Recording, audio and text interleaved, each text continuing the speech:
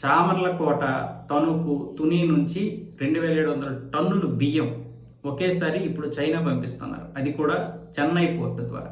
Chennai port నుంచి ఎందుకు అంటే మన విశాఖపట్నం పోర్టు విపరీతంగా ధరలు ఉన్నాయంట. అంటే అక్కడ వరకు కూడా వీళ్ళు ట్రైన్ ద్వారా పంపించి మళ్ళీ చెన్నైలో లోడ్ చేసి ఇవన్నీ పంపించడం కంటే ఎంత ధర ఉంటుంది ఇక్కడ విశాఖపట్నంలో ఎగుమతి ధరలు. కాబట్టి విశాఖపట్నం పోర్టు వాళ్ళు ఆలోచించుకోవాలి. ఇప్పుడు 2700 టన్నులు ఇక్కడ లోడ్ అవ్వాల్సింది చెన్నైలో లోడ్ అయ్యాయి.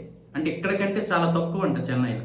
పైగా ట్రైన్ ద్వారా పంపించడం వల్ల ఈ షిప్పింగ్ ఛార్జీలు కూడా 60% ఆదా అయ్యాయని చెప్తున్నారు. ఆ విధంగా వాళ్ళకి కలిసి వచ్చింది. అది కూడా ఒకే రోజులో జరిగాయి. ట్రైన్ ద్వారా పంపించడం వెంటనే వెళ్ళిపోయాయి. అక్కడ అన్లోడ్ చేసి కంటైనర్లకు ఎక్కించారు. కంటైనర్ని డైరెక్ట్గా షిప్లోకి ఎక్కించారు. ఆ షిప్ ద్వారా ఆ 2700 టన్నులు చైనాకి పంపిస్తున్నారు. 2022, 2023లో యాక్చువల్లీ మనకి ఆహార భద్రతలో భాగంగా మన బియ్యాన్ని నిషేధించారు. అంటే మన ఉత్పత్తులు తక్కువ ఉన్నాయని, మనకి కూడా అవసరానికి ఉండాలి కాబట్టి అని చెప్పి నిషేధించారు. తర్వాత మన వ్యవసాయ ఉత్పత్తులు పెరగడం, ముఖ్యంగా వరి సంపద పెరగడం, వరి సాగు పెరగడంతో మళ్ళీ భారత ప్రభుత్వం దీన్ని సడలించింది. దాంతో మన బియ్యం వచ్చేసి ఇప్పుడు చైనా వాళ్ళు కొంటున్నారు.